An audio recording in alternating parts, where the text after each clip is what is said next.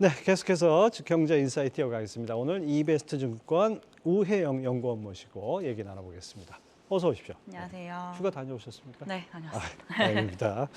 자, 7월 CPI 미국에서 이제 소폭 상승하긴 했지만 뭐 시장 예상을 밑돌면서 좀 안정 분위기인데, 근데 7월 CPI를 마냥 안심하면서 볼 수 없는 게 최근 유가 상승세예요. 이건 어떻게 보십니까?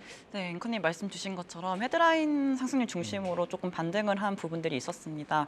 아무래도 WTI 같은 국제 유가를 중심으로 에너지 가격들이 7월 중순 정도부터 상승세가 나타나면서 헤드라인 쪽 물가 상승률 좀 반등을 했는데요. 그럼에도 불구하고 긍정적으로 좀 판단할 수 있다라고 보는 부분들은 그래도 근원 물가 중심으로는 둔화세가 이어지고 있다라는 점 같습니다.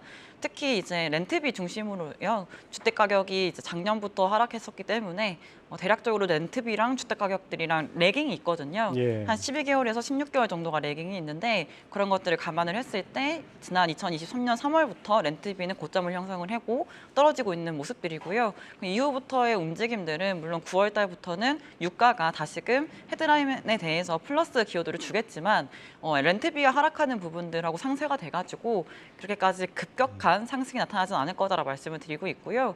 이러한 전망은 저뿐만이 아니라 연준 내 경제학자들이라든지 국내외 경제를 보시는 분들이 대부분 다 전망하고 있는 부분들이에요. 그래서 물가가 다시금 반등을 할 수 있지만 상승을 하더라도 3에서 4%대의 물가 상승률이 나타날 것 같다라 보고 있는 부분들이고요.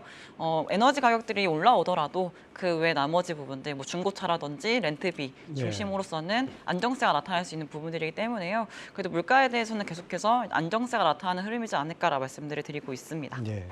지금 말씀하신 대로 물가가 오르락내리락 해도 이게 3, 4%대에서 논다 그러면은 네. 연준은 물가 목표가 안정 목표가 2% 아닙니까? 네. 그러면 다시 말해서 물가 목표를 달성하지 못한 상태에서 금리 내리는 건 어불성설이고 금리를 또 올릴 수 있는 여지도 있지 않을까요? 네, 우선은 이제 추가 인상에 대한 고민들을 해보면은 그러니까 물가가 3, 4%대가 나온다라고 하면 사실은 인하는 당연히 하기가 어려운 구간이긴 하겠죠.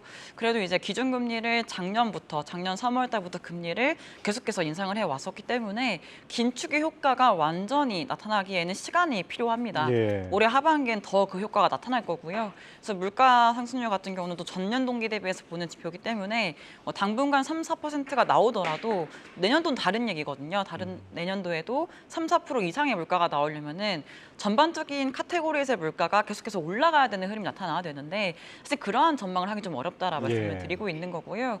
지금 이제 물가 상승률 4%대 근원 물가, 3%대 헤드라인이 나오고 있지 않습니까? 기준금리 5.5%를 기록을 하고 있어서 이제 물가보다는 높은 이제 기준금리를 형성을 하고 있다는 점을 고민을 해보면 추가 인상에 대한 고민을 하기에는 사실 물가 레벨이 그렇게까지 높은 건 아닌 것 같다라 말씀을 드리고 있고요.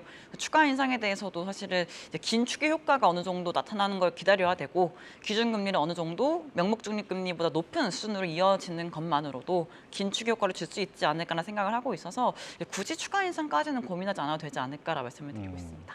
월가에서 보통 이제 확률 퍼센테이지로 보통 표현하는데요. 9월 FOMC에서 금리를 인상할 가능성은 몇 프로 정도로 보고 있습니까? 일단은 다수의 의견들이 동결을 보고 있는 것 같습니다. 특히 7월 소비자 물가가 나타나고 나서도 이거는 9월 달 동결을 지지를 하는 내용이겠구나라는 얘기를 하는 것 같습니다. 그래서 결론적으로 9월 달 FOMC에서 금리를 인상할 확률은 한 20, 30%도 안 되는 것 같아요. 한 10% 내외인 것 같고요.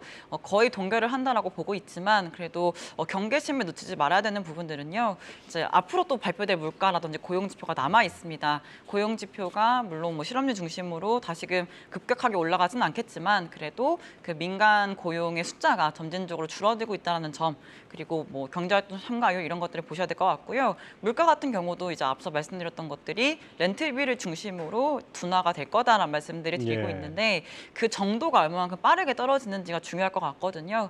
그런 것들을 결국에 근원 물가 상승률을 제어하는 요인일 수밖에 없어서 그런 렌트비 하락률이 어떻게 빠르게 될 건지 그리고 헤드라인 중심으로는 에너지가 이제 앞으로 플러스를 기여를 할 텐데 굉장히 빠른 속도로 올라가지만 않는다면 9월 달 인상은 사실상 좀 어렵지 않을까라는 말씀들을 드리고 있고요.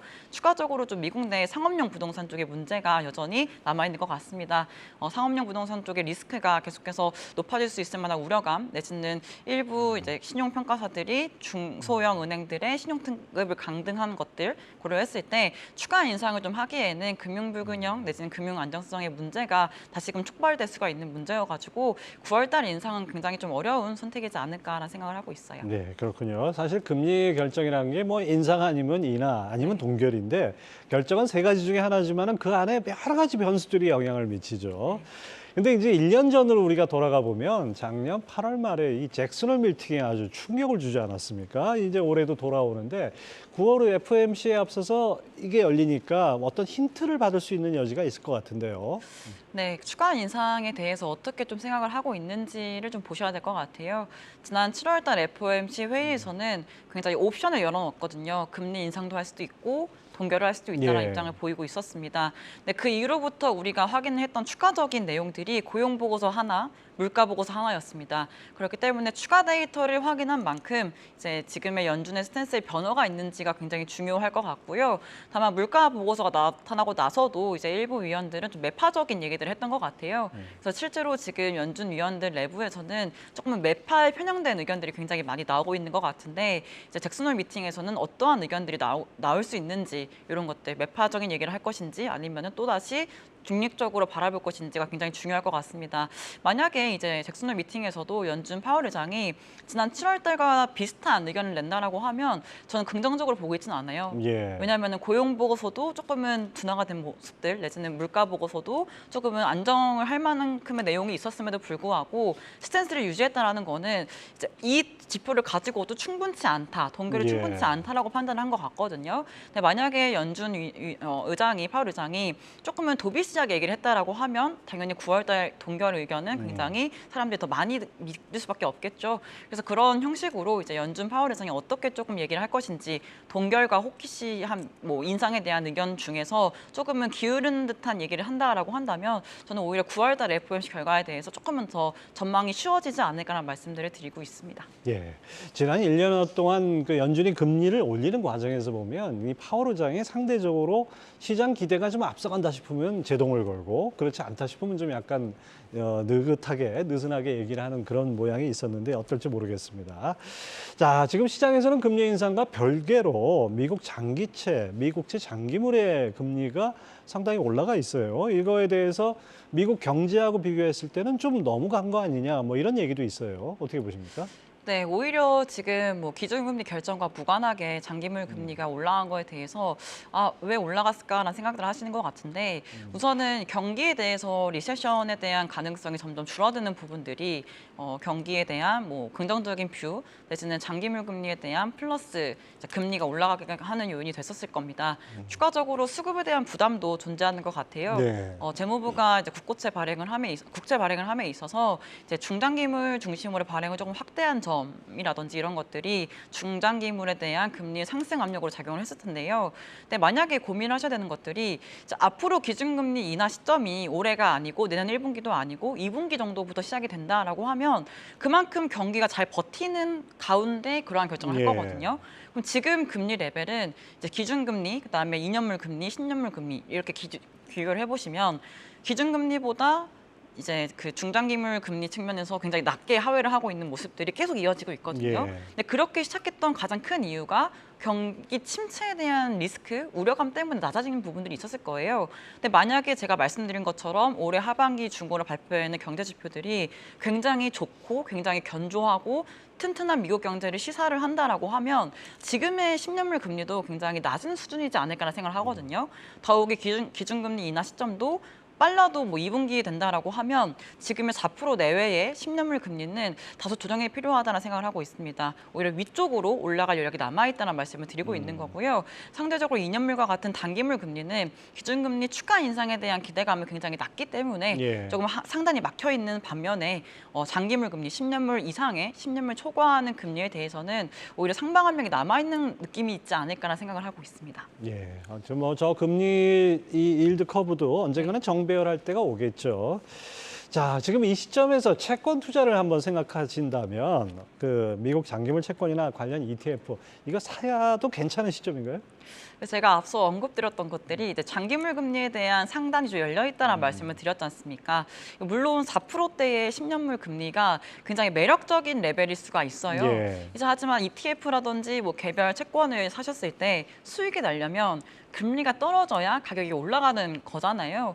지금의 움직임들은 제가 말씀드리고 싶은 건 장기물 금리는 오히려 상단이 열려 있는 것 같다. 수급 문제도 남아 있고 경기에 대한 전망이 정말 긍정적으로 갔을 때, 내지는 침체가 없었을 때라고 하면 이 장기물 금리가 쉽사리 떨어지기가 어려울 것 같거든요. 저는 그래서 당분간은 장기물에 대한 매수나 장기물 ETF에 대한 매수는 조금은 좋아 보이진 않는다. 매수를 추천하지 않는다는 말씀을 드리고요.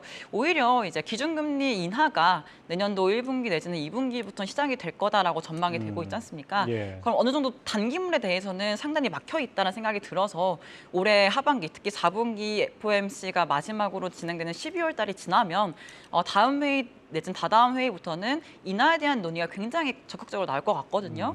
그때부터는 장기물이 아니라 단기물 금리 중심으로는 금리가 추세를 타고 떨어질 수 있을 거다라고 말씀을 드리고 있어서 단기물에 대한 매력도는 굉장히 높지만 장기물에 대해서는 조금은 지금은 매수할 타이밍은 아닌 것 같다라는 말씀을 드릴 수 있을 것 같습니다. 단기적으로는 단기물, 네. 조금 더 멀리 보면 장기물 이렇게 되겠네요.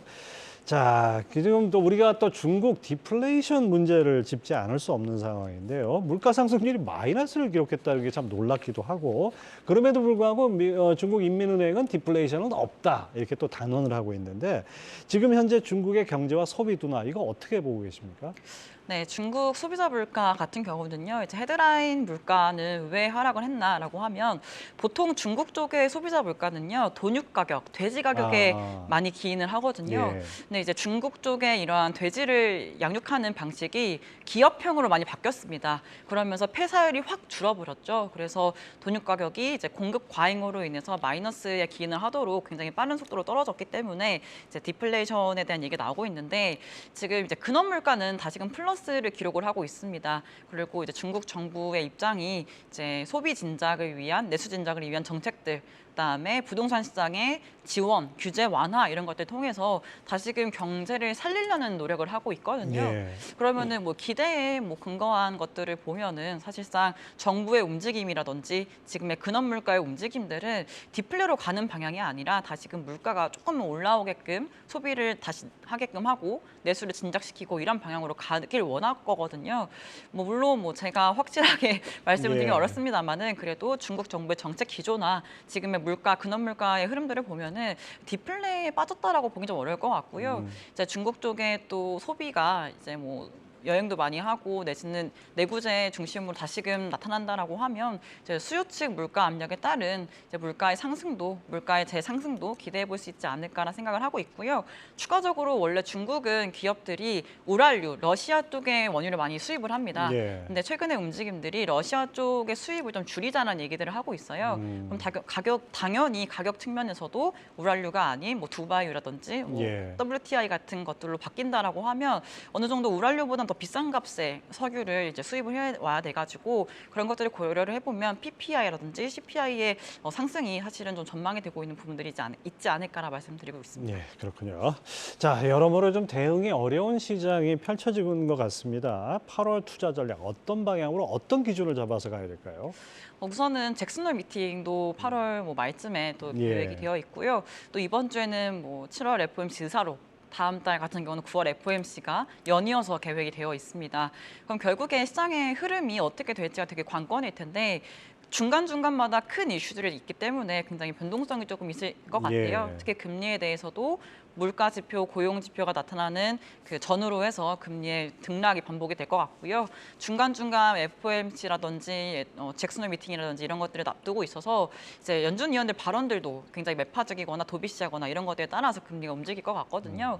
그래서 뭔가 적극적인 투자 내지는 매수를 하는 구간은 아닌 것 같다는 생각을 하고 있고요. 오히려 9월 달 FOMC 결과를 확인을 하시고 나서 오히려 금리가 조금의 변동성이 줄어들었을 때 그때 좀 매수를 하시는 것들이 추천을 드리고 있습니다. 그래서 8월 달, 9월 달 중순까지는 조금 관망하는 자세로 접근을 하시는 게 좋을 것 같다라고 생각하고 있어요. 예, 잘 들었습니다. 이베스트 투자증권의 오해영 연구원 함께했습니다. 말씀 감사합니다. 감사합니다.